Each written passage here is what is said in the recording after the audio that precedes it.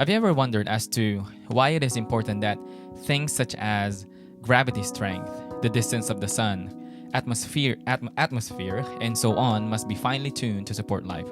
For example, the gravity has to be at the right strength so that we can still walk and not float in air. The sun at the right distance to give enough heat on the earth, or the atmosphere having the right amount of CO2 for photosynthesis. On today's episode, I'd like to continue this three-part series about God's existence and share reasons that since every design has a designer, God, the creator of all things, is also the intelligent designer behind everything to support life on earth. My name is Cesar Navarro, and this is the Pilgrim Stories podcast, where we talk about our journey in finding answers and hope in scriptures.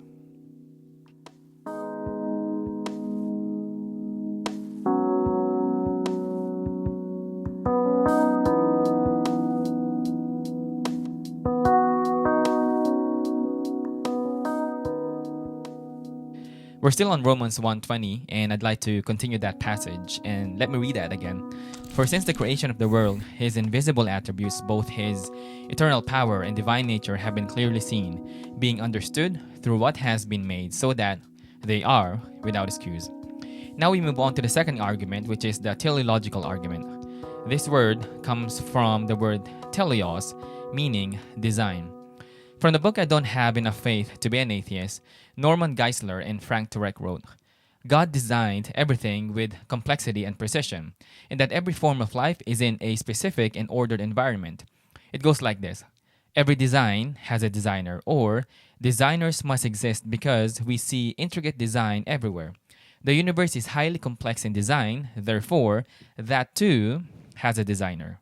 On Joe Rogan's podcast, he had an astrophysicist as a guest named Michio Kaku, and he asked a question as to why the universe tends to have a momentum toward further levels of complexity.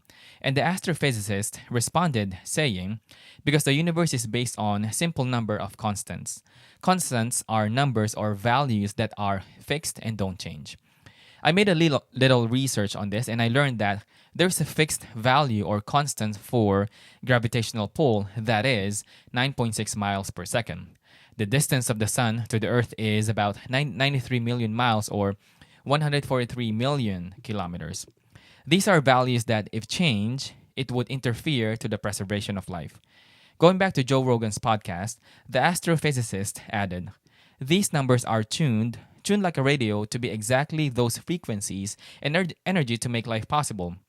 So you have a question, or now you can ask this question, where do these numbers come from? When I revisited this podcast, I remember what a seminary theology professor shared regarding anthropic constants. Entropy are things that are concerned about the existence of human life. In the last episode, we were talking about ontology, that is the study of the nature of the being or a being. But right now, we are moving on from ontology to anthropy. I keep on being tongue-tied whenever I say that word. Anthropy meaning that concerns about the existence of human life. He said, have you ever wondered why gravity is finely tuned? Again, we're talking about gravity to sustain life. For example, if it's too strong, then we would again be immobile and stuck at a place where we're at. And if it's too weak, then we would be floating into space. If the sun is too close, then we would get all cooked in heat. These things are so complex and so regulated that have you ever wondered what was the mind behind these regularities or constants? There are three things that I would like to share regarding anthropic constants and why it is crucial for these constants to be at their right regulated state. Before I start, I must say that I'm not an astrophysicist or a thermodynamics expert, and I won't go into details regarding these constants. But the reason I would like to share some of these things is for all of us to consider, contemplate, and observe, and ask questions as to why these things exist in a specific way. So the first constant that I would like to share is oxygen and carbon dioxide level. The second one is atmospheric transparency. Third is the moon's gravitational pull. Number 1, oxygen, carbon dioxide, and air level. According to NASA, air is composed of 78% nitrogen and 21% oxygen. If the oxygen level rises from 21, it can lead to faster spread of fire. If it were 15%, we would all suffocate. With regards to carbon dioxide, according to cganet.com, CO2 is a necessary and useful gas that helps human beings to regulate respiration and blood pH control. pH is an indication of acidity or alkaline in the body. In addition, plants also use CO2 to create oxygen through the process of photosynthesis. However, if there's too much CO2, again, it can lead to a greenhouse effect in the atmosphere that can cause the heat to be trapped to what they call the greenhouse effect that can burn us all. If it's too low, then again, the plants would not be able to absorb it and create oxygen through the process of photosynthesis, and basically, we would all suffocate. So again, CO2 must not be too much to avoid greenhouse effect, or not too less, so that the plants can produce oxygen. Second, atmospheric transparency. How about this? If the atmosphere is less transparent, meaning too thick, not enough solar radiation would reach the Earth. If it were too transparent, meaning too thin, we would be exposed to too much radiation. It is also interesting that the Earth composes of various atmosphere. Troposphere, where clouds are and planes fly. Stratosphere, where radio sondes are flown. These are battery-powered hot air balloons to measure altitude, pressure, and temperature. Now, if we go higher, then you have mesosphere, where meteors disintegrate that protects us from any foreign objects. Thermosphere, where spacecrafts fly, and exosphere, where satellites hover over the Earth. These layers harmoniously encircles the Earth to support and preserve life. According to New York Apologetics, the composition of precise levels of constants of nitrogen, oxygen, carbon dioxide, and ozone in these layers are, in themselves, constants. Now, it made me wonder, if these atmospheres are well layered around the Earth, what was the mind behind their well-layered design? Again, every design has a designer. Now we move on to gravitational pull. The relationship between the Earth's and Moon's gravitational constants, or their distance, is crucial for sustaining life. Now you may ask why. If the Moon is closer to the Earth, its gravity would cause tidal waves, and the Earth's rotation would be greatly affected. According to Neil Cummins, a physicist at the University of Maine, writes that if the Earth's gravity is stronger, or the Moon being twice as close to the Earth, waves of energy would reverberate through the planet due to the sudden increase of strength of the Moon's gravitational pull. Then think about this. Isn't it great that the Moon is at the right distance from us? Now you may wonder, it has been that way.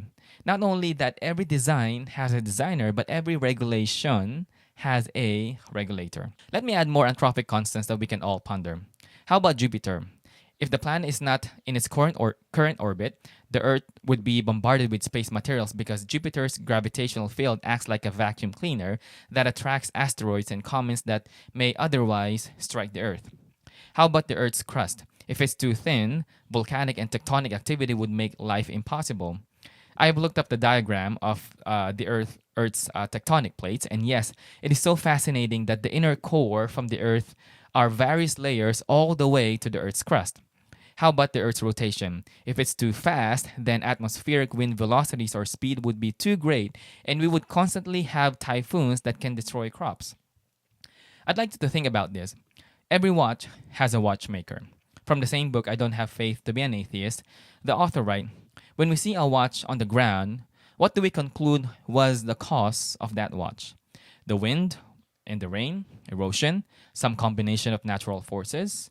Of course not. Absolutely no question in your mind that some intelligent being made that watch and that some unfortunate individual must have accidentally dropped it there. I would like to end this podcast with a quotation by Isaac Newton. He wrote, "This most beautiful system of the sun, planets, and comets could only proceed from a counsel and dominion of an intelligent and powerful being." And the late R.C. Sproul once said, "If everything exists, God must exist." Look around you and contemplate. We all have lived on this earth long, and we have never wondered why everything on this earth, even our DNA, are well balanced to support life. Nehemiah 9:6 writes, "You alone are Yahweh.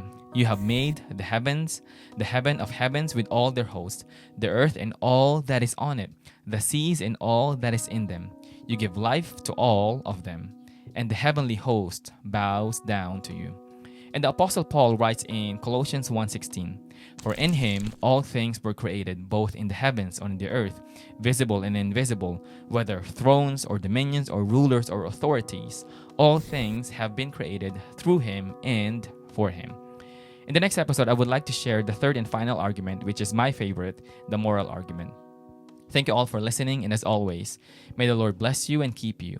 And in this journey called life, may you continue to find encouragement, comfort, answers, and hope in scriptures.